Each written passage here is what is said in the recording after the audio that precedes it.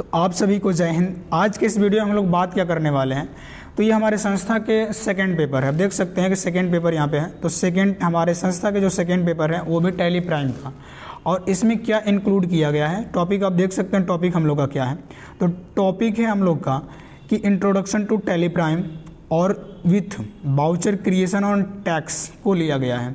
तो कहने का मतलब क्या है, अगर आप कहीं भी अकाउंटिंग के जॉब के लिए इंटरव्यू देना चाहते हैं तो आपको टैली का नॉलेज भी होना आवश्यक है।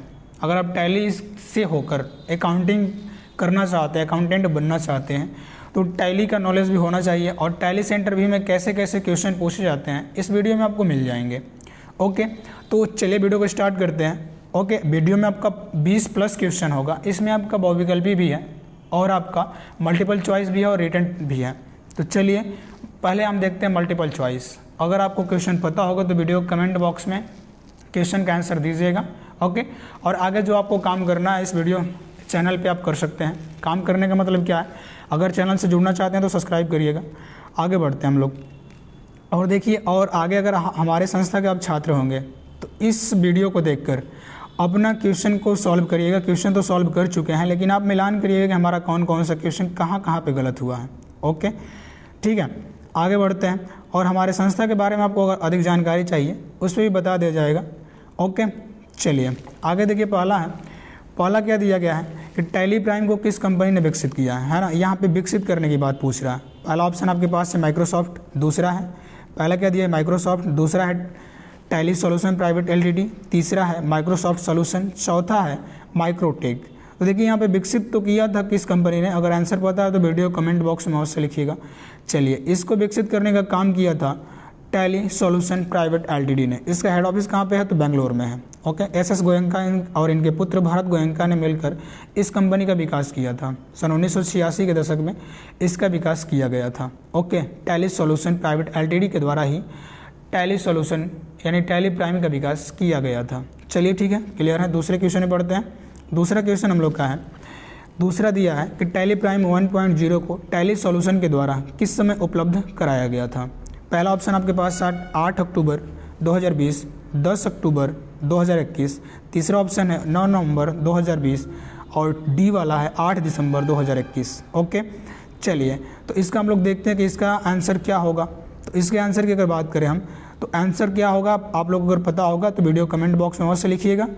चलिए, इसका आंसर आपका होगा, आंसर होगा 9 नवंबर 2020, 9 नवंबर 2020। ओके, 9 नवंबर 2020, कहीं कहीं 10 नवंबर भी लिखा रहता है, लेकिन यहाँ पे राइट की अगर बात करें तो 9 नवंबर 2020 को टैली प्राइम 1.0 को लॉन्च किया गया था।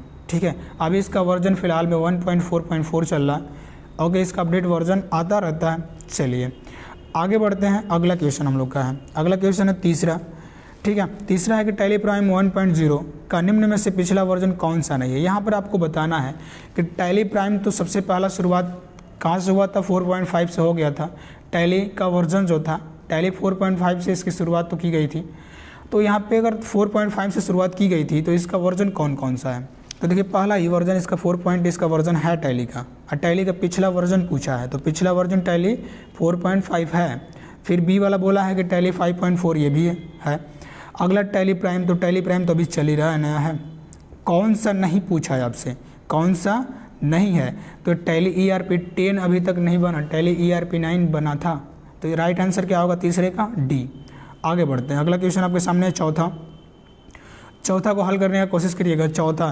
चौथा दिया गया कि टैली प्राइम 1.0 निम्न में से एक सॉफ्टवेयर है। तो सॉफ्टवेयर बताना है आपको। पहला दिया है वर्ड प्रोसेसिंग, दूसरा दिया है काउंटिंग, तीसरा दिया है इमेज रिकग्निशन, डी वाला दिया है इमेज रीडर। कहने का मतलब कि देखिए, अगर पहला ऑप्शन की बात की जाए, पहला ऑप्शन क्या होता है, यहाँ पे सभी ऑप्शन के बारे में आपको हम बता रहे हैं, नहीं तो इसका आंसर भी हम बताते चलते हैं। सिर्फ आंसर ही बताते हैं, लेकिन आपको संपूर्ण नॉलेज देना है। ओके, अगर पूरा देखना है तो वीडियो के एंड तक जरूर बनिएगा। पहला देखिए वर्ड प्रोसेसिंग है। वर्ड प्रोसेसिंग क्या होता है, कि वो सॉफ्टवेयर वर्ड प्रोसेसिंग होता है जिसमें कोई टेक्स्ट को लिखा जाता है, प्रिंट किया जाता है, अपने अनुसार कोई भी डॉक्यूमेंट बनाया जाता है। ठीक है, वर्ड प्रोसेसिंग कहा जाता है, नाम से ही पता चल रहा है कि शब्दों को प्रोसेस करना, वर्ड प्रोसेसिंग। अगला देखिए अकाउंटिंग। तो हमारा जो टैलीस है ना, टैली प्राइम हमारा अकाउंटिंग सॉफ्टवेयर है। इसमें अकाउंटिंग का कार्य किए जाते हैं। टैली अगर कंप्लीट आपको सीखना है तो इस पर भी हम लोग काम कर रहे हैं। जल्द ही इस चैनल पे टैली का कंप्लीट कोर्स अपलोड किया जाएगा। चलिए आगे बढ़ते हैं। तो इसका आंसर तो आप लोगों को पता होगा कौन सा होगा, तो आंसर होगा इसका राइट आंसर अकाउंटिंग। क्लियर है। इमेज रिकग्निशन से क्या होता है, इमेज को पहचानने वाला सॉफ्टवेयर होता है। इमेज रीडर कोई सॉफ्टवेयर तो होता नहीं है, इमेज रिकग्निशन होता है। अगला देख लीजिए, अगला हम लोग का क्वेश्चन है पाँचवा है कि टैली प्राइम 1.0 को बंद करने का निम्न में से कीबोर्ड शॉर्टकट की है। और जो यहाँ पे 1.0 लिखा है कोई ज़रूरी नहीं है यहाँ पे 1.0 लिखे, 1.4 भी लिख सकता है। ये हमने पहला वर्जन का क्वेश्चन लिखा है जो टैली प्राइम का है। ठीक है, देखिए यहाँ पे बंद करने का कीबोर्ड शॉर्टकट की क्या है, कंट्रोल क्यू भी काम करता है टैली प्राइम में बंद करने का। अगर डेस्कटॉप स्क्रीन पे अगर सामने आप गेटवे ऑफ टैली पे हैं तो आप कंट्रोल क्यू दबाए तो भी बिना परमिशन के बंद होता है। Alt F4 में तो परमिशन मांगेगा, कंट्रोल की में कोई परमिशन नहीं मांगता। ठीक है, Alt F4 भी होता है बंद करने का। A एंड B, इसका आंसर क्या होगा, A एंड B, यानी दोनों इसका राइट आंसर होगा। क्लियर है, आगे बढ़ते हैं। यहाँ पे देख लीजिए हम लोग का बाउचर से क्वेश्चन है, बाउचर क्रिएशन से दिया छठवां कि निम्न में से दिए गए बाउचर की जाने वाली सबसे पहले एंट्री या लेजर से सम्मिलित कीजिए। कहने का मतलब क्या है कि जो कंट्रा बाउचर है ना, कंट्रा बाउचर में सबसे पहली एंट्री कौन सी होती है, DR की होती है कि CR की होती है। ओके, कंट्रा बाउचर पहला ऑप्शन दिया है। दूसरा दिया है रिसिप्ट में, रिसिप्ट में सबसे पहला एंट्री किसकी होती है, DR की कि CR की। पेमेंट में सबसे पहले किसकी एंट्री होती है, DR की कि CR की। जर्नल में सबसे पहले एंट्री किसकी होती है, DR की CR की। तो यही बताना आपको, और सुमेलित करके नीचे ऑप्शन जो दिया गया है उस ऑप्शन को राइट करना है।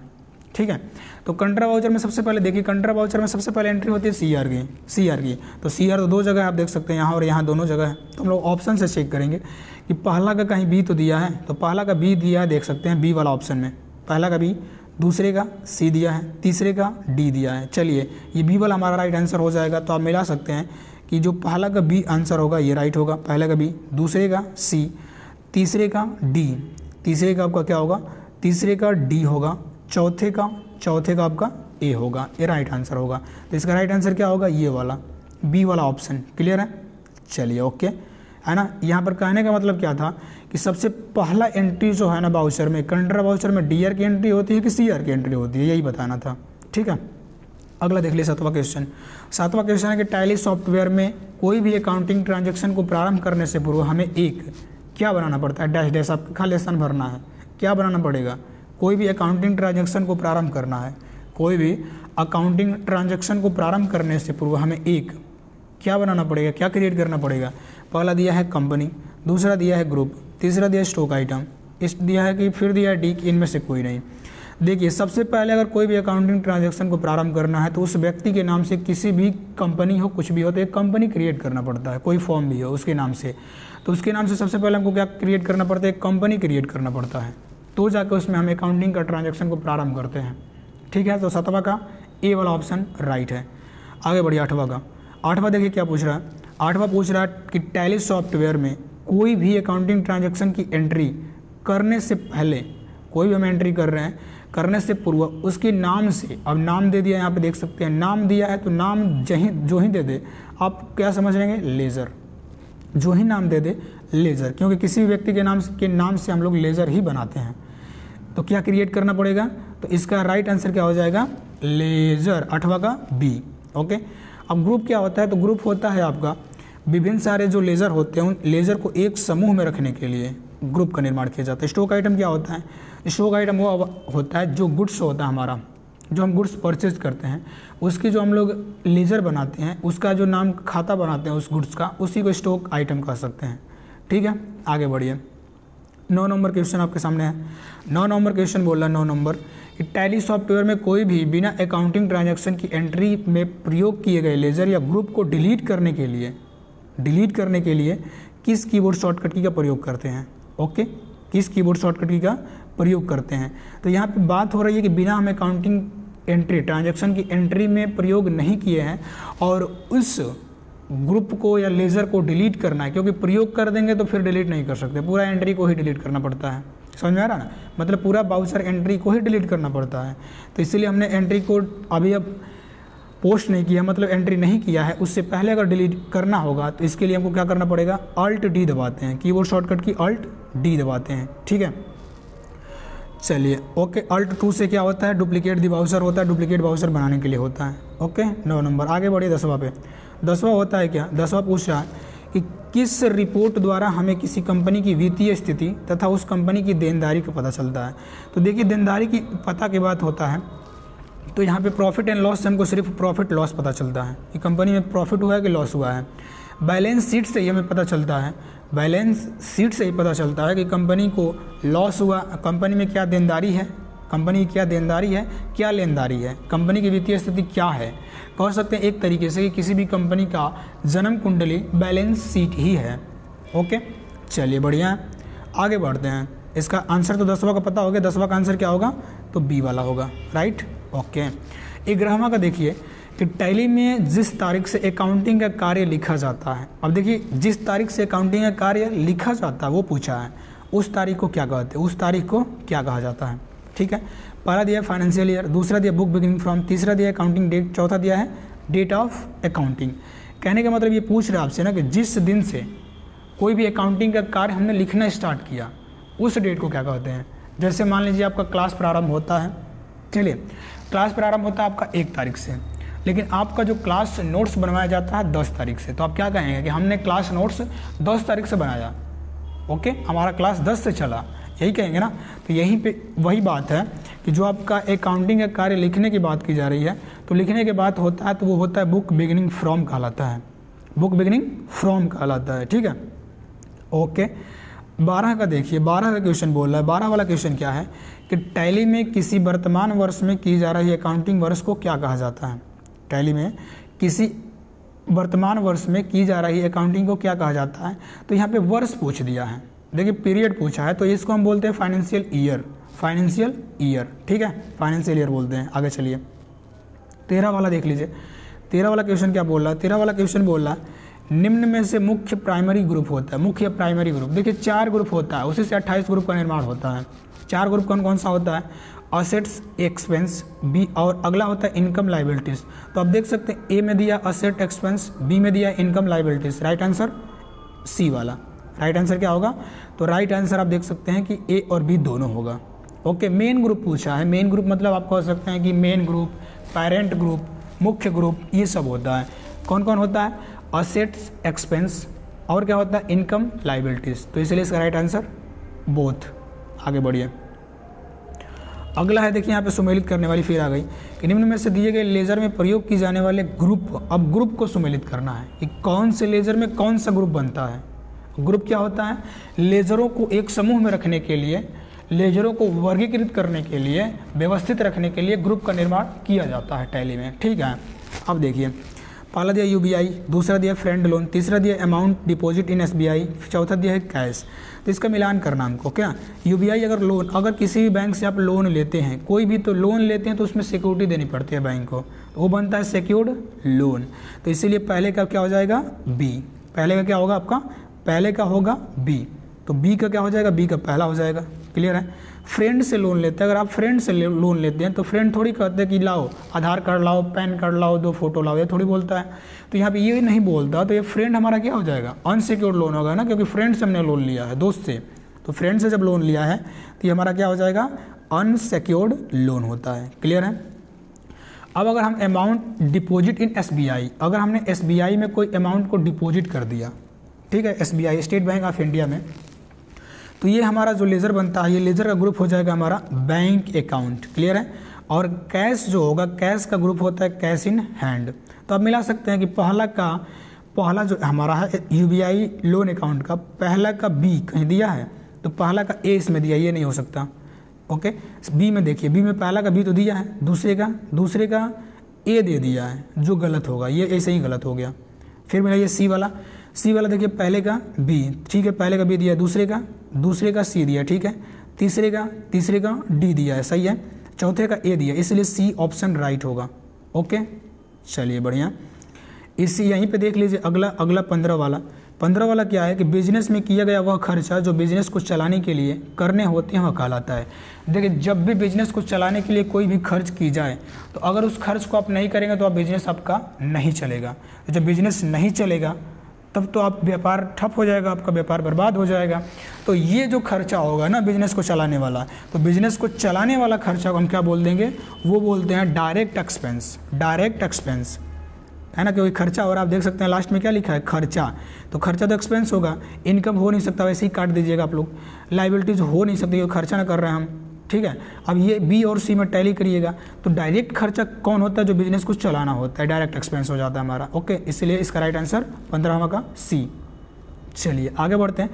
अब आपका देखिए रिटर्न है, रिटर्न वाला, तो इसमें आपको हम क्वेश्चन तो दिया है, हम बोल देंगे, अगर आपको लिखना होगा कॉपी पे तो लिख लीजिएगा, ओके ना। यहाँ पे हमने लिखा नहीं क्योंकि समय नहीं था हमारे पास, हमने लिखा नहीं, हम बोल दे रहे हैं कि लोन क्या होता है, जो क्वेश्चन दिया गया उसका आंसर हम खुद बोलेंगे, ठीक है। तो आप देख सकते हैं पहला जो आपका 16 नंबर क्वेश्चन है कि लोन के मुख्यतः कितने प्रकार होते हैं, सभी प्रकार का वर्णन कीजिए। ये आपका 2 नंबर का एक क्वेश्चन है, 5 क्वेश्चन होगा। लोन के मुख्यतः कितने प्रकार होते हैं, देखिए लोन के मुख्यतः 2 ही प्रकार होते हैं, क्योंकि आप तो अगर सिक्योरिटी रख कर कहीं पे लोन लेंगे या सिक्योरिटी नहीं रखेंगे तो लोन लेंगे। तो लोन क्या होता है, लोन का मुख्यतः कितने प्रकार होते हैं, तो 2 प्रकार होते हैं, ठीक है। और यह 2 प्रकार के होते हैं। 2 प्रकार के कौन कौन से होते हैं, तो एक होता है सिक्योर्ड लोन, कौन सा, सिक्योर्ड, आप कह सकते हैं सिक्योर्ड लोन, सिक्योर्ड आपका लोन होगा। और दूसरा क्या होता है, अनसिक्योर्ड लोन, तो इसको क्या लिख सकते हैं हम लोग, अनसिक्योर्ड लोन होता है, अनसिक्योर्ड लोन। सिक्योर्ड लोन क्या होता है कि वह लोन का वह प्रकार जहां पर कोई लोन लेने के लिए हमको सिक्योरिटी देनी पड़ती है, वो होता है सिक्योर्ड लोन, ठीक है। अनसिक्योर्ड लोन क्या होता है कि जहां जिस लोन को लेने के लिए हमें कोई सिक्योरिटी नहीं देनी पड़ती है, उसे अनसिक्योर्ड लोन कहते हैं। क्लियर है इतना, चलिए बढ़िया। 17 नंबर क्वेश्चन पे आ जाइए।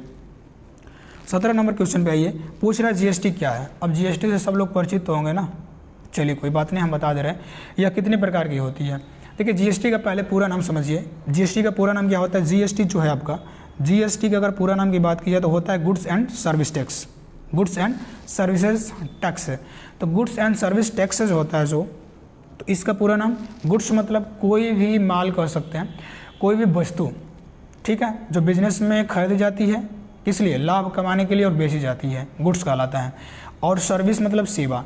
तो ये जीएसटी जो होता है ना, ये वस्तु और सेवा पर लगने वाला एक अप्रत्यक्ष रूप से कर है, इनडायरेक्ट टैक्स है, जिसमें 17 प्रकार के टैक्स को मर्ज कर दिया गया, 17 प्रकार के इनडायरेक्ट टैक्स को मर्ज कर दिया गया। और जीएसटी, चलिए तो जीएसटी क्या है, तो जीएसटी एक अप्रत्यक्ष कर है, जिसे इनडायरेक्ट टैक्स भी कहते हैं। इसमें क्या हुआ कि 17 प्रकार के इनडायरेक्ट टैक्स को मर्ज करके ये जीएसटी का निर्माण किया गया, ठीक है।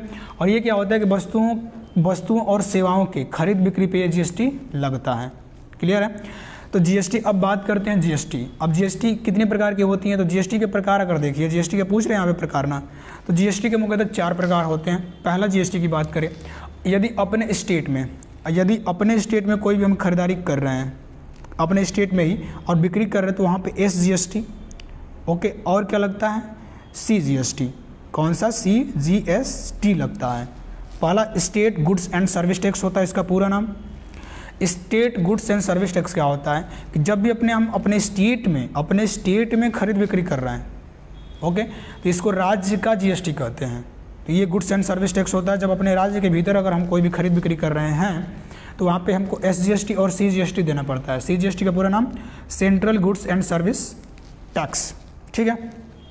तो यहाँ पे central goods and service tax ये होता है आपका केंद्र का भाग होता है CGST, और SGST राज्य का भाग होता है। ये तो देख लिया आप लोग। तो बाकी 2 कौन होता है, अभी तो 4 हम लोग बोले थे, तो बाकी 2 की बात करें तो एक होता है IGST का पूरा नाम integrated goods and service tax. Integrated goods and service tax क्या होता है कि जब भी कोई भी सामान अगर व्यापारी जो बिक्री कर रहा है उसके राज्य से कहीं दूसरे राज्य में चला जाए वो सामान, तो वहाँ पे IGST लगता है, ओके, IGST लगता है। और UTGST एक होता है, UTGST, यदि हमारे भारत में जो 8 केंद्र शासित प्रदेश है, यूनियन टेरिटरी कहलाता है, union territory goods and service tax, okay. इस केंद्र शासित प्रदेश में कोई भी वस्तु बिक रही है, कोई भी वस्तु उस केंद्र शासित प्रदेश में ही, बाहर नहीं जा रही है, उस केंद्र शासित प्रदेश में, जैसे दिल्ली का कोई व्यापारी दिल्ली में ही सेल कर देता है, तो वहाँ पे क्या लगेगा, एक लगेगा UTGST और एक लगेगा CGST लगता है। क्लियर है, चलिए बढ़िया। अगला देख लीजिए वैट। वैट का पूरा नाम क्या होता है, value added tax, value added tax. देखिए वैट क्या है ना, वैट एक सिस्टम था जो GST से पहले था, हम कह सकते हैं GST का छोटा भाई था। वैट आने के बाद हमारा GST आना अत्यधिक आसान हो गया। वैट का पूरा नाम क्या होता है, वैल्यू एडेड टैक्स। ये क्या होता है, पहले टैक्स पे टैक्स लगता था, कैस्केडिंग इफेक्ट बोलते हैं उसको। जो टैक्स पे टैक्स लगता था, इससे क्या होता था कि जो हम टैक्स भरे हैं पिछले टैक्स से कोई मतलब नहीं था। पिछले टैक्स मतलब क्या, अगर आपने 10% कोई भी पिछला टैक्स भर दिया पीछे का, तो आपको इससे मतलब नहीं होता था, आपको आगे टैक्स देना है और इस 10% पे टैक्स जो दिया है इस वैल्यू में भी जुड़ जाता था। तो टैक्स पे टैक्स से बचने के लिए, टैक्स पे टैक्स न देना पड़े, इससे निजात पाने के लिए वैट को लाया गया था। ओके, वैल्यू एडेड टैक्स, इसका क्या होता है, मूल्यवर्धित कर। जितना वस्तु के गुड्स में प्रोडक्शन करेंगे, जितना निर्माण करेंगे और लाभ कमाना चाहेंगे, उतने पे ही आपको टैक्स देना होता है। तो जीएसटी आने के बाद बहुत सारे जो प्रोडक्ट है उसमें से तो वैट हट गया, लेकिन पेट्रोल डीजल पे वैट तो लग रहा। ओके, तो वैट, ठीक है। और यह किस व्यापारियों को देना होता है, तो व्यापारी कौन होते हैं, व्यापारी वो व्यापारी होता है जिसका सालाना टर्नओवर 5 लाख कह सकते हैं, 5 लाख से ऊपर या 5 लाख है, उस व्यापारी को वैट में रजिस्ट्रेशन करवाना अनिवार्य हो जाता है। क्लियर है, आगे बढ़ते हैं। अगला आप देख सकते हैं, अगला क्वेश्चन हमारा है कि इनपुट और आउटपुट टैक्स क्या होता है। इनपुट और आउटपुट टैक्स क्या होता है। इनपुट और आउटपुट टैक्स की बात होती है तो इनपुट टैक्स देखिए क्या होता है। इनपुट मतलब समझ में आ रहा ना, कहीं पर भेजना, किसी को आदेश देना। इनपुट आप देखे होंगे, कंप्यूटर पढ़े होंगे तो इनपुट डिवाइस। इनपुट डिवाइस क्या होता है कि सीपीयू में कीबोर्ड की सहायता से कोई भी संदेश भेज देना। तो हमने जो खरीदते वक्त जो भी टैक्स किसी व्यापारी को पे कर दिया, ओके, व्यापारी को पे कर दिया, वो हमारा इनपुट टैक्स कहलाता है। जब हम खरीदते वक्त, जब हमने कोई सामान खरीदा तो उस समय हमने टैक्स तो भरा होगा। तो मान लेते हमने 10% टैक्स दिया, 10 रुपये ही बनता है, 10 रुपये हमने टैक्स दिया।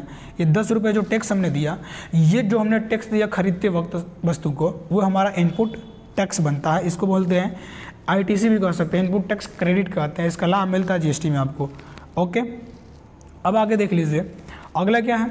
अब अगला तो ये समझ में आ गया इनपुट। आउटपुट क्या होता है कि जब हम कोई वस्तु को सेल करते वक्त, जो हम वस्तु में टैक्स लगाते हैं, जो हम बस टैक्स प्राप्त करते हैं उस व्यक्ति से, वो हमारा आउटपुट टैक्स कहलाता है। क्लियर है इतना, आउटपुट टैक्स है ना। चलिए अगला देख लीजिए, टैली में बाउचर। टैली में बाउचर और लेजर में क्या अंतर है बताइए। टैली में बाउचर और लेजर में क्या अंतर है। टैली में बाउचर और लेजर में क्या अंतर है आपको बताना है। तो टैली में बाउचर और लेजर में अंतर बताना है। देखिए अंतर क्या होता है कि बाउचर को कहते हैं बही खाता, लेजर को कहते हैं खाता। इतना अंतर तो समझ में आ रहा ना। और जो भी लेजर बनाते हैं, लेजर बनता है किसी व्यक्ति के नाम से, जो भी व्यक्तियों के अलग अलग नाम से जो भी ट्रांजैक्शन हम करते हैं उसके नाम से लेजर बनता है। लेकिन बाउचर में उस लेजर की एंट्री की जाती है। ओके, और इस बाउचर से ही इनवाइस हमको जनरेट करना होता है। बाउचर से इनवाइस जनरेट होता है, इसमें सभी टैक्स की गणना होती है, सभी वैल्यू की गणना होती है बाउचर में, लेकिन लेजर में कोई टैक्स वैल्यू की गणना नहीं होती है। ओके, तो अंतर आपको समझ में आ गया होगा। ठीक है, तो आशा करते हैं कि आपको अच्छे से समझ में आया होगा। अच्छे से समझ में आया अगर वीडियो एंड तक आप देख रहे हैं तो कुछ नया सीखे होंगे और एनर्जी से भरपूर हुए होंगे। ओके, और जो अगर हमारे संस्था के बारे में बात किया जाए तो संस्था देखिए, हमारा संस्था जो है निःशुल्क है, जो हमारे देश के पीएम और जम्मू कश्मीर के जो कह सकते हैं एलजी उपराज्यपाल मनोज सिन्हा जी के द्वारा संचालित होता है। यहाँ पे सभी छात्रों को निःशुल्क शिक्षा दी जाती है। जो गहमर है, गहमर में अभी है, ऊपर आप नाम देखे होंगे, जो गहमर में है आप देख सकते हैं यहाँ पे लिखा गया है Gahmar centre, Gahmar middle school में संचालित होता है। ओके, अगर अगल बगल के आप होंगे तो यहाँ पे एडमिशन ले सकते हैं अगर लेना होगा तो।